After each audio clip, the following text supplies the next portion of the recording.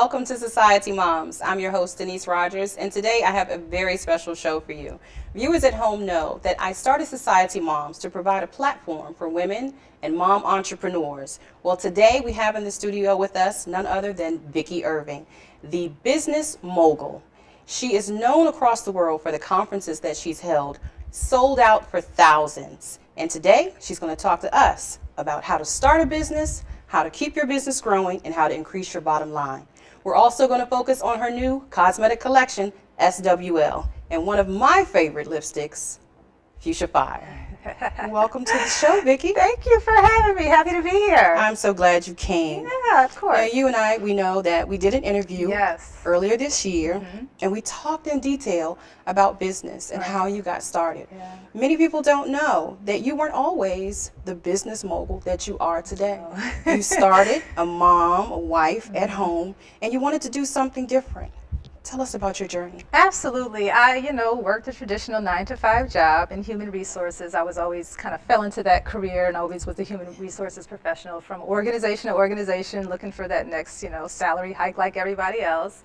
But it just came to a point where I realized, I woke up, there has to be more to life than this alarm going off every morning and me jolting out of bed and racing in horrible traffic to get to work.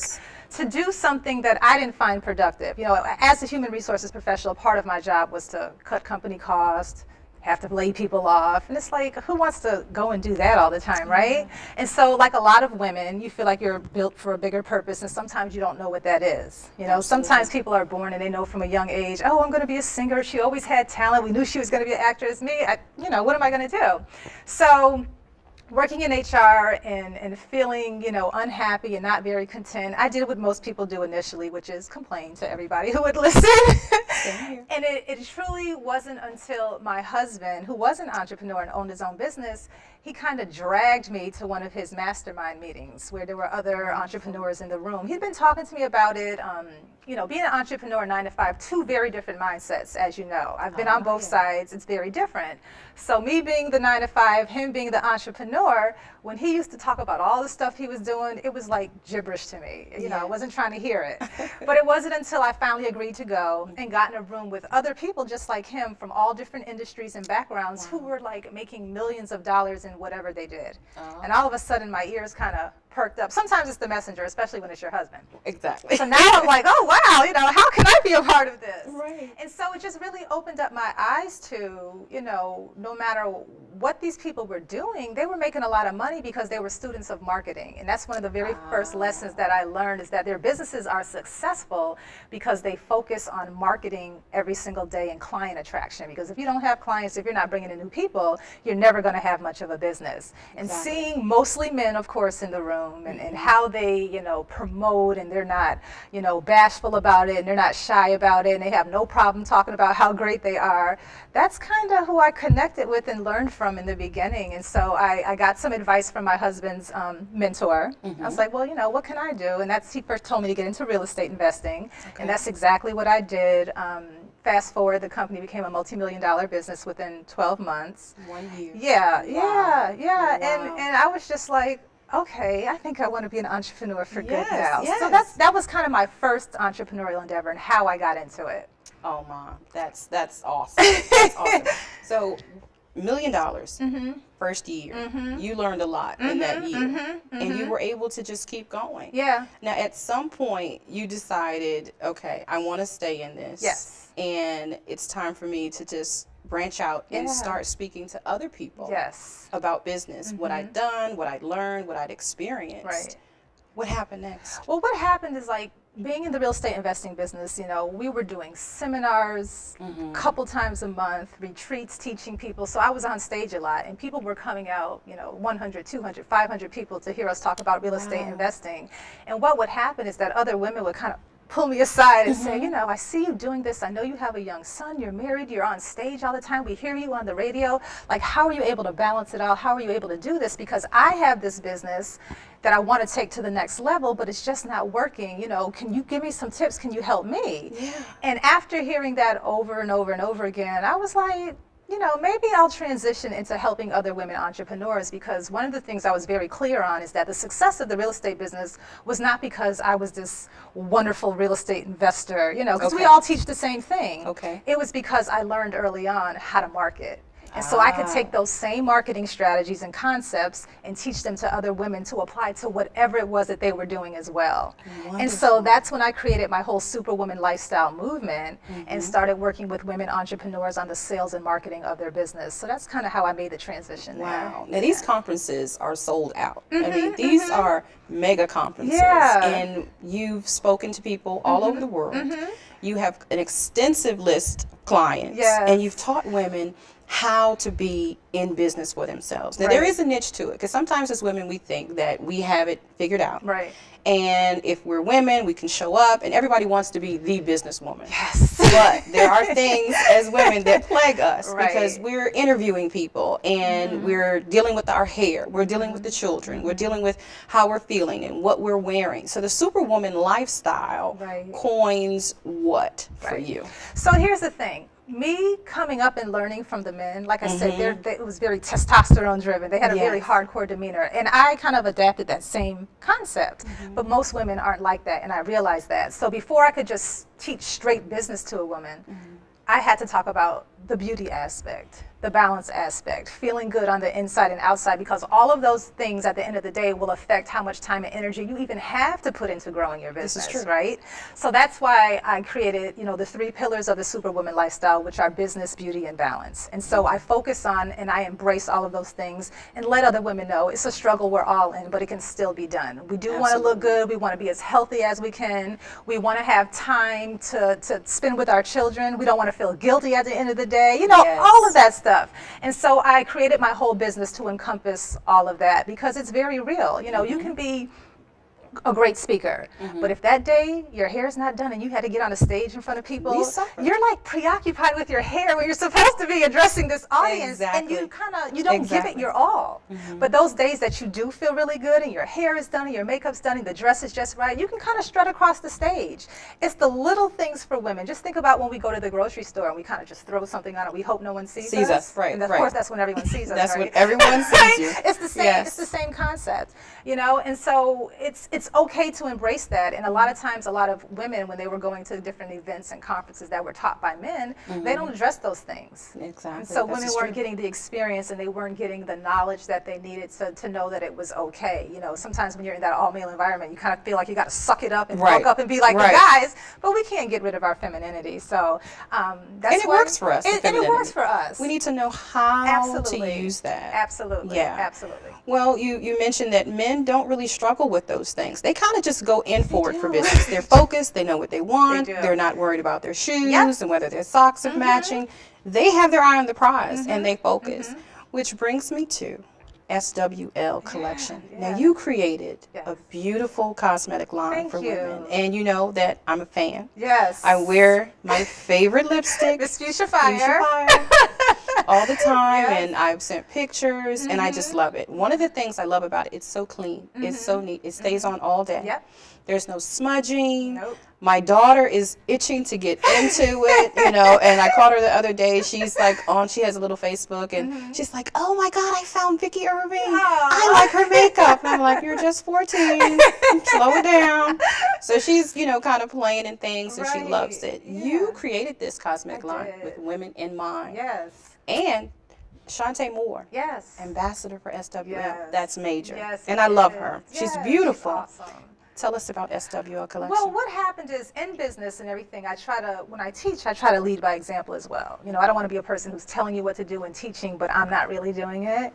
And so I'm huge on brand expansion. How many different income streams can you bring into your business that fit within the realm of what you're already doing, so you don't cause any confusion?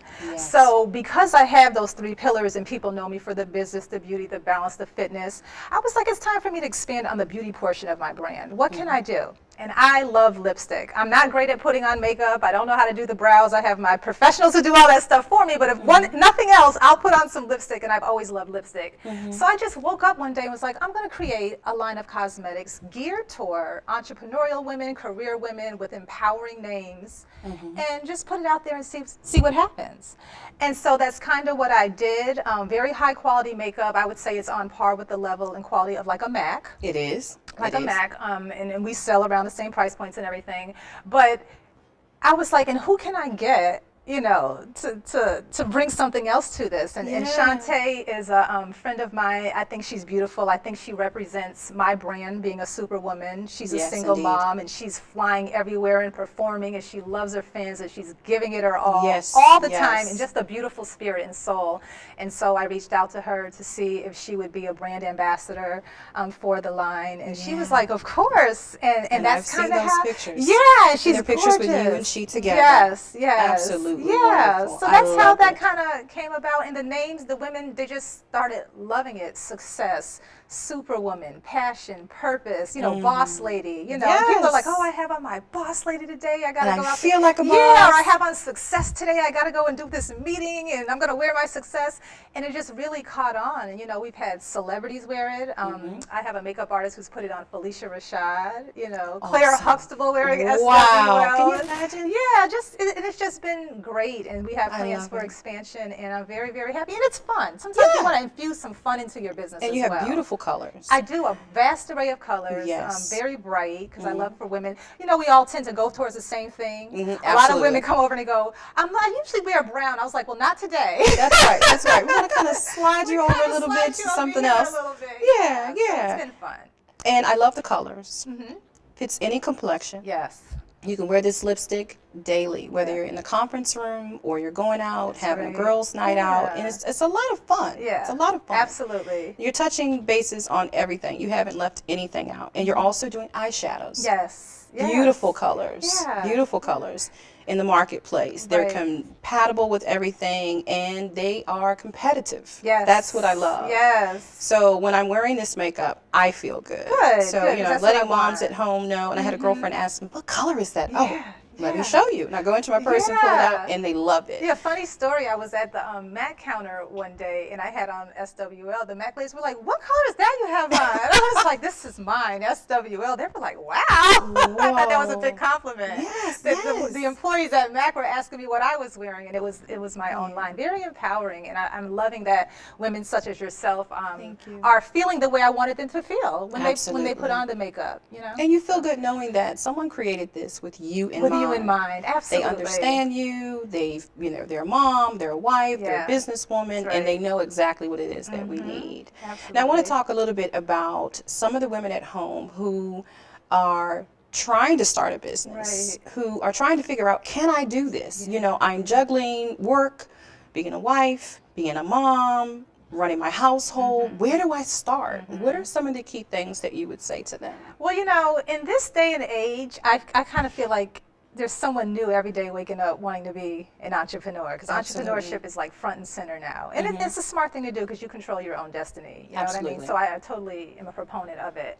But one of the things that I always tell people is, like, you hear people talking about profiting from your passion all the time, and that sounds good, but every passion is not profitable. And that's just the reality of it. So I see a lot of women spinning their wheels trying to start businesses that they're not ever going to be real businesses. And so the first thing I would tell someone is to do some market research to ensure that there's money to be made in this particular industry or whatever your passion actually is. And a good clue is if you see other people doing it. A lot of times people are worried about, oh, there's so much competition. Actually, I look at it differently. Competition is good. That means they're making money, or they wouldn't be doing it.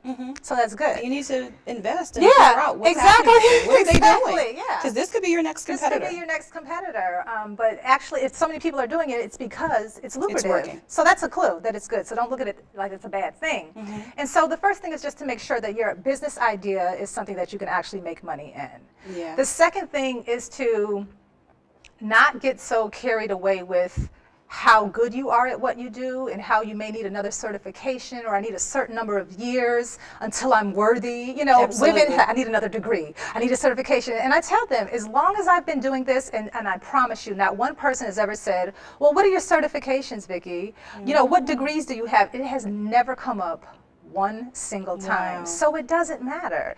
It's like, get out there and learn how to become a marketer, because that's the stuff that most women shy away from. We run away from sales and marketing because we don't want to, come off like we're bragging about ourselves and that we're being salesy. And so women tend to focus on how good they are at what they do and how many certifications they have. And I always tell them, you could be the best one out there, but no one's ever going to know about it because you don't know how to market. You're not talking about it. Right. We look for accolades. That's right. That's and right. if we don't have that extrovert personality, we tend to be the ones that kind of shy back in the corner and smile. That's right. But we really need to feel comfortable getting out there and speaking to people about what it is that we're doing. Absolutely. And knowing how to attract clients. Absolutely. And that's why I said, become a student of marketing. And most women, they figure that out too late. Or they spent years spinning their wheels and they're like, okay, I really do need to learn this marketing stuff, don't I? Yeah. Let me tell you, I get a lot of people who ask me about how to use their emails to make money. Email campaigns. I have an email campaign, and their idea of email campaign is just getting everyone in their friends list and sending it out and say, hey, this is what I'm doing. But there really is money that you can make using your email if you do it properly. Absolutely. That's how I make, anytime building up a loyal following of people who are genuinely interested in what you do is called target marketing. There's no point in spamming your friends and your family and wanting them to purchase from you or invest in your stuff when they have no interest. I always tell people, leave your friends and family your friends and family. They're not your clients. They're not going to sustain your business. No, and many of them won't support you the way you need. And they're not going to support you the way you need. And even if they did, if everyone in your family bought one thing from you, after they do that and they've supported you, then where do you go? Where are you going to do? Right. So they're not going to buy it. They're going to say, I already have that. Yeah, okay? exactly. So you have to get creative. And my grandma used to say, you're never successful until you leave home and make it on your own. That's right. And that's when the people that know you will start to say, hey, you're doing something great. Exactly. That's exactly what it is. And there's,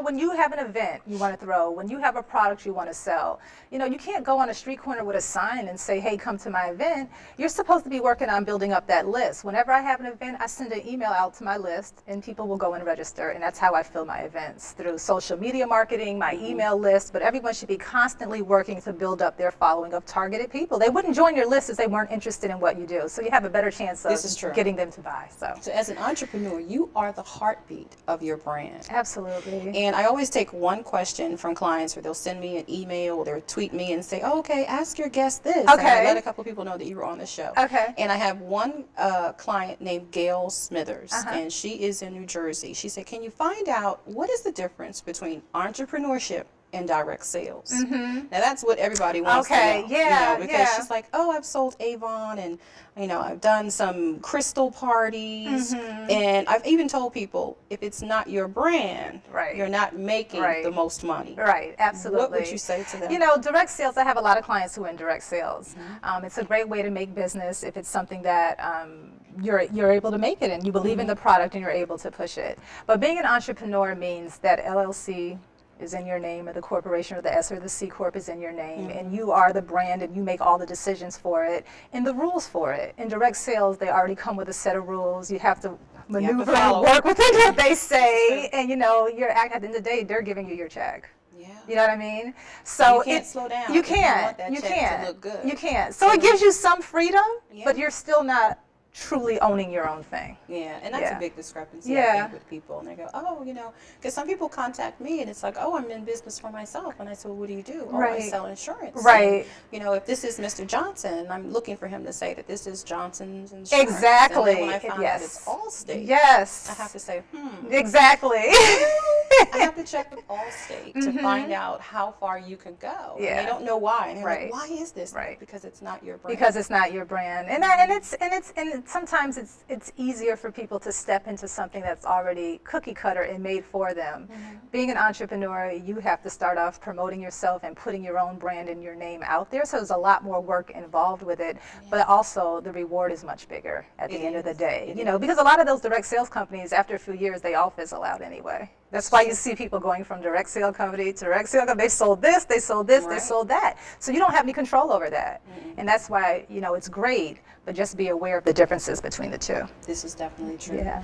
Well, I want to talk about some of your conferences, because you are known by Stedman Graham. Everyone knows him, motivational speaker, Stedman Graham. He's spoken to universities. He's done sold-out conferences. Yeah. He calls you the one that closes the deal. And what a compliment. Yeah. You've worked with him before. I have twice. Yeah, twice. tell us about He's that. attended my event on 2 different occasions. You know, I really like Stedman. A lot of people don't know his story because he plays the background, of course, being known as Oprah Winfrey's boyfriend, of course. And you know, you hear all the jokes people make out there, but behind the scenes, Stedman has had a successful business for years. You know, he's created. He was a great businessman when he met Oprah. Absolutely, and Oprah's not gonna just roll around with anybody, right? That's right. So looking at what Stedman has done when he speaks to universities and corporations, a lot of what he teaches is in alignment with what I do. With branding, we have the same views. So I thought it would be great to reach out and have him attend one of my conferences. It was great. It was a huge hit, and I had him come back a couple years later. And then, you know, we've done some calls together on branding that I actually give away for free to people.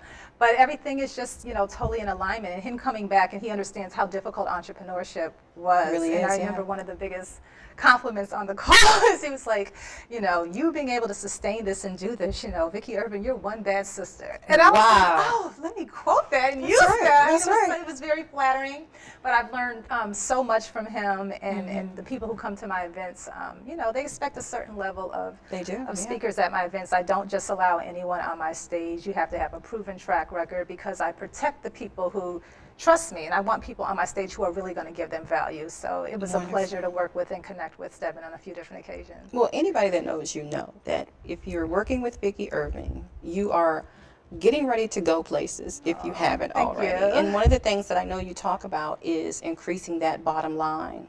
So many businesses, you're not just talking to women, you're talking to men. Right. You know, your conferences are filled with everyone in business. And there's some pretty strong power hitters that come to work with you and have looked at their bottom line and have noticed it's not quite where I want it to be.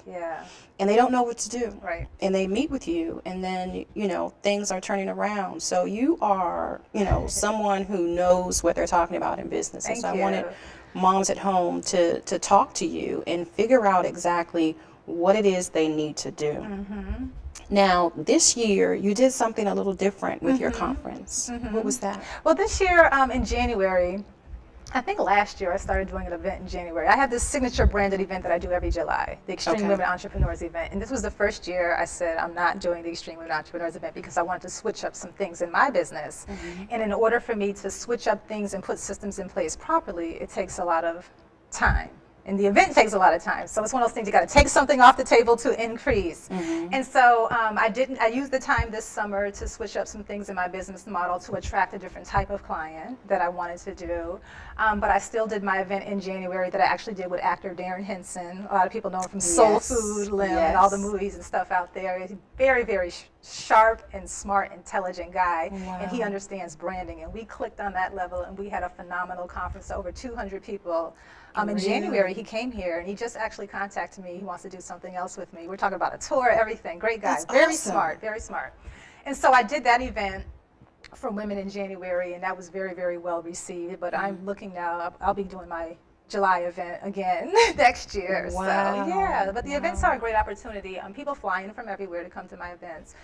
Extreme Women Entrepreneurs event is a 3-day event. So I keep them there for 3 days. Good. And I know when they leave you, they are changed. They are changed, and we have a party, you know, Saturday night of the event or whatever. But you know, I want to give them real value. There's so many events and conferences, and everyone's throwing them, but I don't want it to be another, you know, where people just go and they get this cookie cutter. Fizzled, and then on their way home, everything dies out. And then you just talk about motivation. Like people who teach on motivation and life coaching, I have clients who do it. It's great and it's needed, but I always have this thing I say, you could get pumped up and motivated 5 days a week, but if you still haven't acquired the skill set to run a successful business, which takes some learning about systems and campaigns and email marketing and all the stuff you talked about, you're not going to make any money. So I do like to be known for teaching the hardcore how to make money skills versus just we're going to hold hands and say you can do it, girl. Get pumped up for a little bit. There's enough of that. I'm going to tell you how to make some money, how to hit a button and make some money. So that's what I like to do. Yeah. So what I'm going to do is I'm going to, in the credits, I'm going to encourage viewers at home to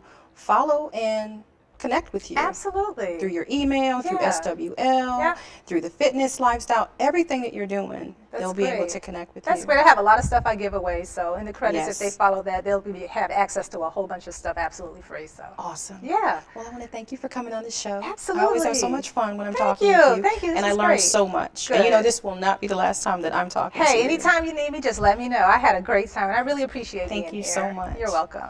Well, thanks again for watching this episode of Society Moms with Vicki Irving and the SWL Lifestyle for Women. Tune in, watch the credits as we're closing today, and you'll be able to connect with Vicki, and you won't have any problem growing your bottom line. Till next week, remember to take care of you.